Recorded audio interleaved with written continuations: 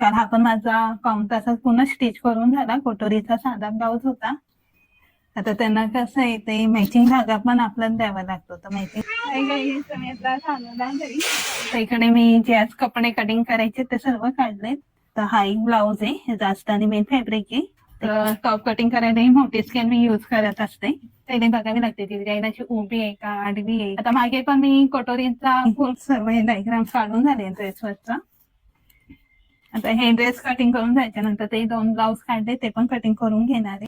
आता बरेच त्यांची कमेंट्स आहे की फ्रंट पार्ट मी या बॅक पार्ट वरती ठेवून बॅक पार्टची कटिंग करून घेणार. आणि जे कोल्हापूरच्या ताई येतात त्यांनी मला व्हॉट्सअप केलं होतं की त्यांचं ते ब्लाऊज मध्ये प्रॉब्लेम आहे.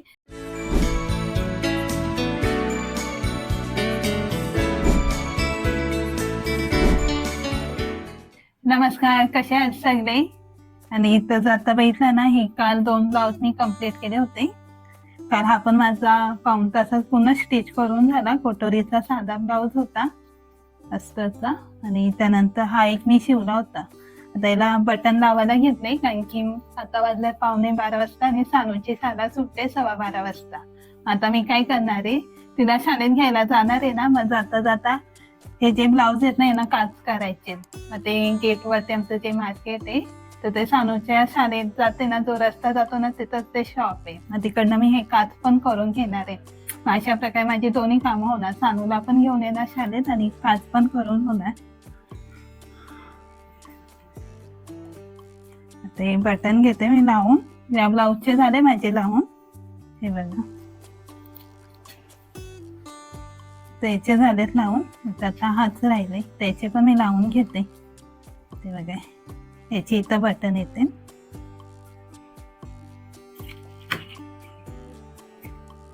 कसे म्हणजे एक हाती 2-2 कामं होऊन जातात ना, मग आपला जो वेळ असतो तोही वाचतो. जर तुम्ही कालचा व्हिडिओ नसेल बघितला ना तर तो पण बघा. त्याच्यात पण मी एक साथ 2-2 कामं केली होती. एकीकडे स्वयंपाक पण केला होता आणि एकीकडे साड्या पण केल्या होत्या फॉल बिल्डिंगचे.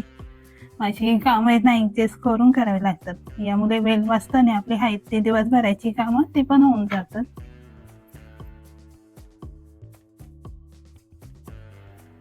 ते बघा बटन झालेत लावून. तिथे एक एक्स्ट्रा पण बटन लावले. आता सानूचा पण टाइम होत आले तर आता पटकन निघावं लागेल.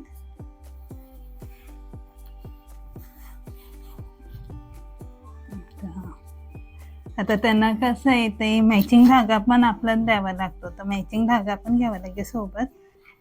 हे दोन्ही कलर घ्यायला लागेल, नेव्ही ब्लू आणि ब्लॅक. हे बघा दोन्ही कलरचे धागे पण घेतलेत. धागा आपल्याला द्यावा लागतो त्यांना. आणि टाइम भरपूर झाले तर आता लगेच निघते.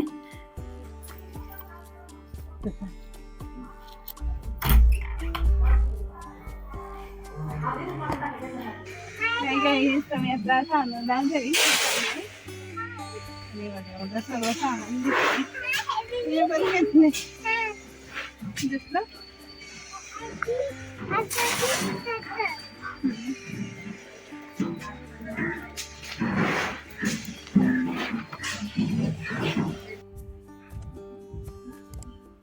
तर आत्ताच आम्ही घरी आलो सानूला घेऊन. आणि सानूने बघा ते काही काही घेतलंय. काय घेतलं दाखव.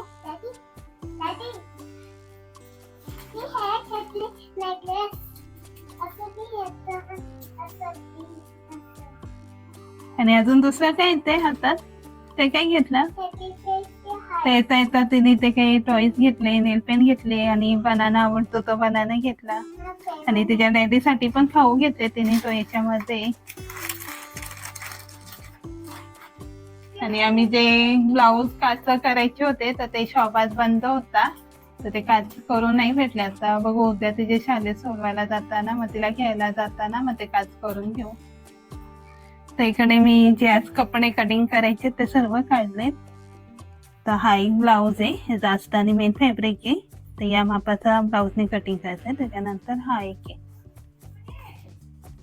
तर हा एक ब्लाऊज आहे त्याचा अस्तर आणि हा या मापाच्या ब्लाऊजने कटिंग करायचं आहे. तर जे कटिंग करायचे ते मी काढून घेतले आधी. आणि त्यानंतर कालच्या व्हिडिओमध्ये जसं सांगितलं होतं की एक ड्रेस पण कटिंग करायचं आहे. तर डेटनुसार हा ड्रेस आहे, त्याला मी आता प्रेस करून घेतला.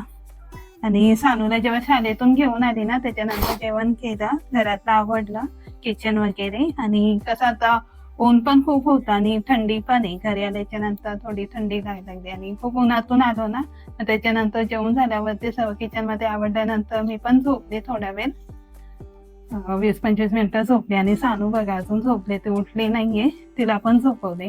म्हणजे सकाळी खूप लवकर उठते, दुपारी ती पण झोपली. आता उठल्याच्या नंतर थोडे फ्रेश झाले आणि म्हटलं हे जे काम आहे ते करून घेते, कारण की एक दिवस जरी काम नाही करायचं म्हटलं ना, भरपूर काम पेंडिंग राहतो. आता सर्वात आधी मी ड्रेस कटिंग करून घेणार आहे.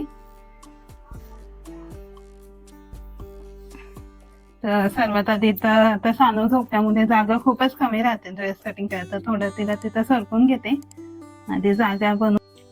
तर टॉप कटिंग करायला मोठी स्केल मी यूज करत असते आणि सेफवाली पण स्केल आहे माझ्याकडे, तर ती पायजमाला यूज करते.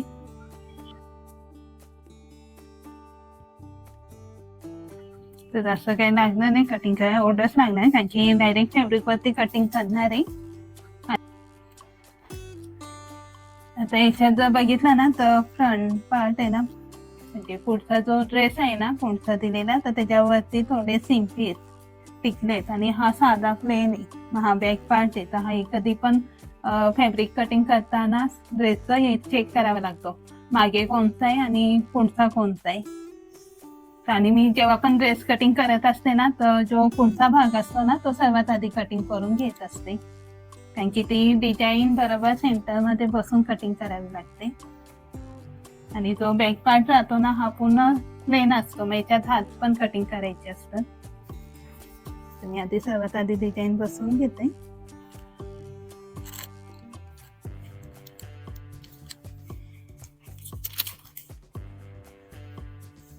आता एक असं हा प्रिंटेड आहे ना ड्रेस, त्याच्यामध्ये डिझाईन पहिले बघावी लागते, डिझाईन अशी उभी आहे का आडवी आहे, त्यांची फुलं कोणत्या दिशेने, मग त्यानुसार आपल्याला वरचा भाग कुठे येणार, खालचा भाग कुठे येणार, या सर्व गोष्टी बघूनच मग ड्रेसची कटिंग करावी लागते.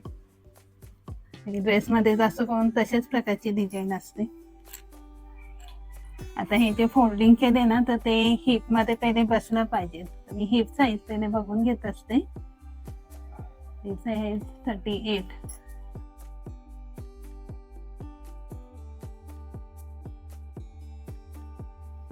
आता मला सेंटरला आहे ना ही व्हाईट पट्टी घ्यायची, कारण की वाटतं सेंटरला ही चांगली दिसेल.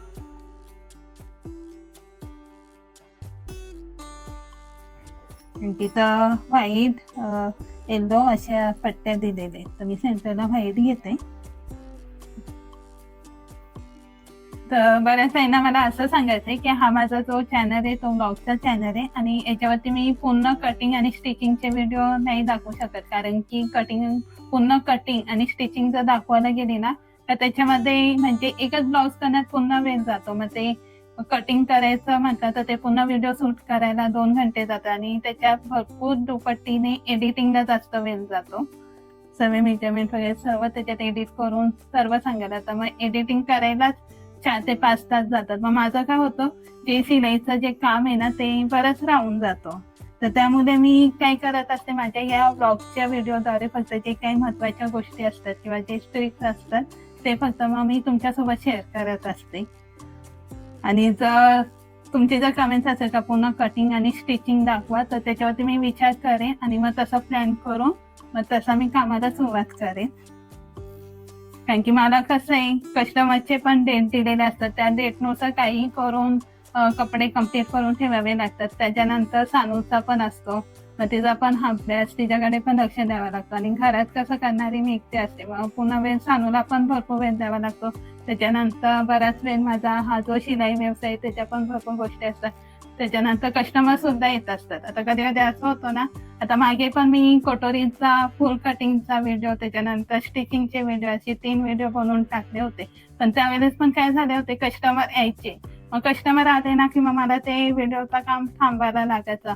आणि त्याच्यावरती असं पण अनुभव आला की काही कस्टमर म्हणजे येऊन बोलायचे की तुम्ही व्हिडिओ करता तर मग आमचे ब्लाऊज आम्हाला कधी भेटणार, डेट होणार नाही का, मग त्यांना थोडं काही गैरसमज होतात, मग असं काही प्रॉब्लेम येतात.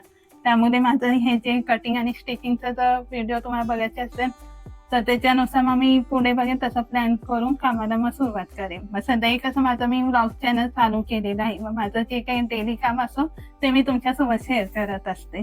आता इथे मी हा जो ड्रेस कटिंग करायला घेतले आहे ना ते ड्रेस आणि ब्लाऊजचं मेजरमेंट याच्यात खूप डिफरन्स असतो.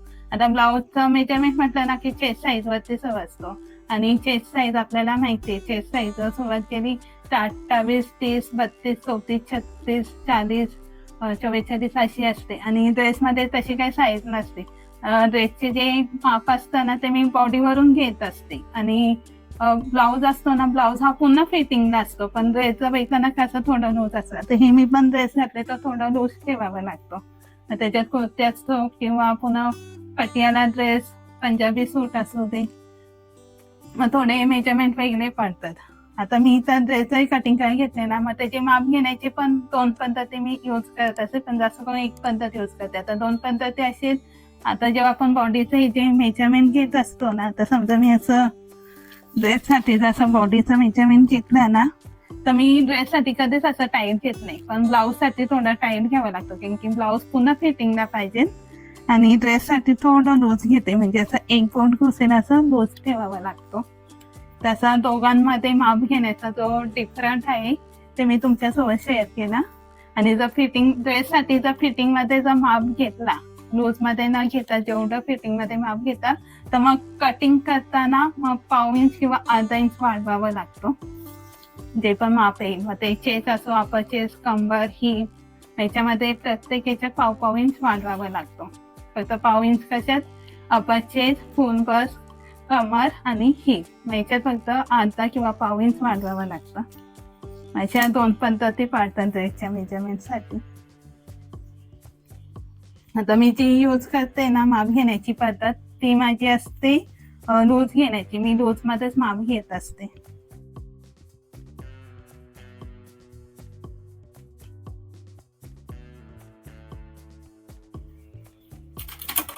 इथं माझी सर्व डायग्राम काढून झाले ड्रेसवरचा.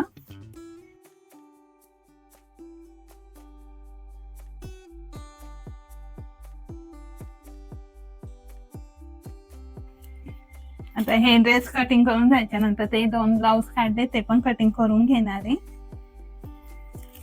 आता याला थोडी डिझाईन आहे. याला जे हाताला एक कटवर्क आहे त्याच्यानंतर याचा पायजमा पण आहे आणि एक ओढणी ती पिको पण करायची. तर हा ड्रेस मी आज जर झालं तर ठीक आहे पण सर्वात आधी ते 2 ब्लाऊज कटिंग करून ते स्टिच करणार आहे.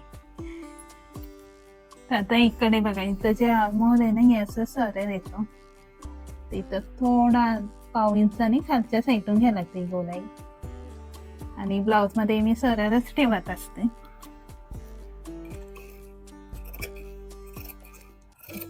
आता पुन्हा ड्रेसची कटिंग करून घेते. आता बरेच त्यांची कमेंट्स आहे की तुम्ही ही कैची कुठून घेतली तर ही मी कैची अमेझॉन वरून घेतलेली आहे आणि बरेच वर्ष झाले. म्हणजे जेव्हा मी हा बिझनेस चालू केला होता तेव्हापासून ही कैची घेतली. तिची धार अजून आहे तशीच आहे आणि अजूनही खूप स्मूथ चालते.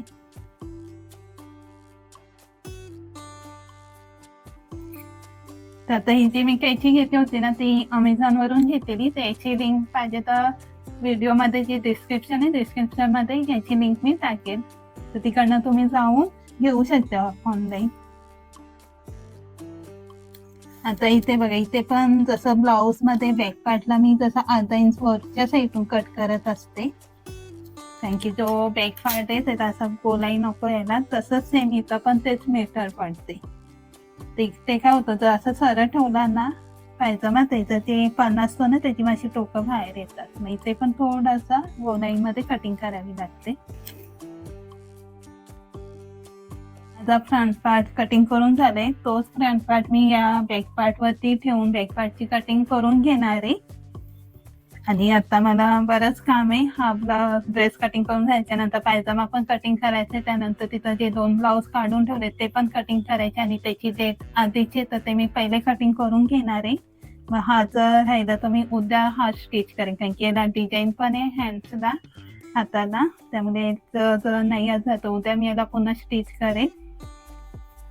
आणि कसं नंतर मग सानू पण झोपली, ती उठल्यावरती तिला पण मग नाश्ता वगैरे चारावा लागतो, मग थोडं मध्ये काम पण थांबतो. मग आता ज्या ताईंनी मला आतापर्यंत सपोर्ट केले, नेहमी माझे व्हिडिओ बघतात, त्यांना मी मनापासून धन्यवाद बोलते. आणि जे कोल्हापूरच्या ताई येतात त्यांनी मला व्हॉट्सअप केलं होतं की त्यांचं जे ब्लाऊज मध्ये प्रॉब्लेम आहे, तर त्याच्यावरती माझं काम चालू आहे, कारण की त्यांचा जो प्रॉब्लेम आहे तो बराच वेगळा आहे. तर त्याच्यासाठी मी आज पण मेजरमेंटचा अभ्यास केला, त्याच्यानंतर आता पेपर कटिंग पण केली. फक्त आता मला जे फॅब्रिक आहे ते फॅब्रिक वरती कटिंग करून स्टिच करून बघायचंय. तर मी ते पण ताईंना सांगते की ते तुमचा जो ब्लाऊजचा प्रॉब्लेम आहे त्याच्यावरती माझं काम चालू आहे, कारण की माझं कसं आहे सानूकडे पण लक्ष द्यायचं, हे पण काम आहे, व्यवस्था माझे जे कस्टमर आहे त्यांचे पण काय येतात, तर त्यामुळे बराच बिझी असते मी. मग थोडं थोडं प्रत्येक गोष्ट मी वेळ देऊन करत असते. माझा हा आजचा व्हिडिओ तुम्हाला आवडला असेल तर लाईक करा, कमेंट करून सांगा कसा वाटला मी जी दिलेली माहिती. आणि जे नवीन असेल ते प्लीज सबस्क्राईब करा आणि बेल आयकॉन वरती क्लिक करा, कारण की माझे डेली व्हिडिओ मी टाकत असते, त्या व्हिडिओची लिंक तुम्हाला भेटेल. आणि भेटू उद्याच्या व्हिडिओमध्ये. तोपर्यंत तुमची काळजी घ्या, आनंदात राहा. Bye bye.